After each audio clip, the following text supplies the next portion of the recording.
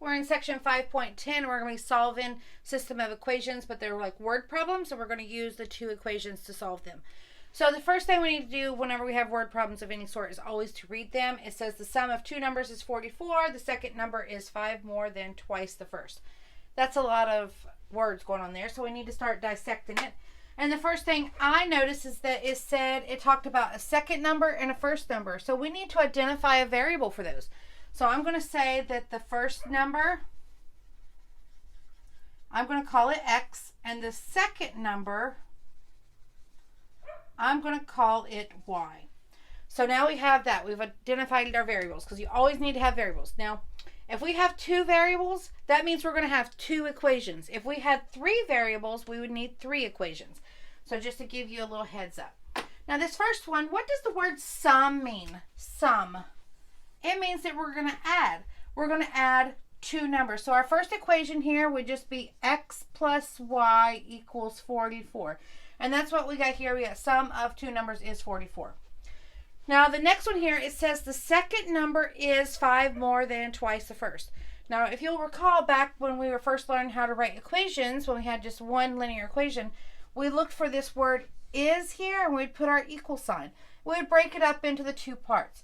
On the left side it says the second number. What did we identify the second number as? Y. So this can be Y equals, and then we come over here to the right side, and whatever's on the right side stays on the right side because it comes after that equal word of is. 5 more than twice the first. Well, how do we write twice the first? What is the first? The first is X. We write this as 2X. And then what does this mean, more than? That means that we're going to add. But remember, the word than tells us that we need to flip-flop the order. So that tells us it's going to be 2X plus 5. So let's just write this down to clear it up just a little bit, clean up a little bit. Rewrite it. Our equations are X plus Y equals 44 and Y equals 2X plus 5. And this is our system of equations. We have two equations. Now, it doesn't tell you how we need to solve them. Remember, there's three ways that we can solve a system of equations. We can graph, which we're hardly ever going to do unless they tell you you have to graph. We can use substitution, or we can use the elimination/addition method. That's the same. Elimination and addition method is the same thing. It's just people call it two different things. But since this already has a variable solved for it, it says Y equals 2X plus 5, I'm going to use the substitution method because I don't want to do any extra work. So I'm going to take this 2X plus 5 and substitute it into the first equation. X plus parentheses equals 44. I take that and I put it into 2X plus 5. And this is section 5.8 if you need to go back and remember, review this. So then I have 3X plus 5 equals 44.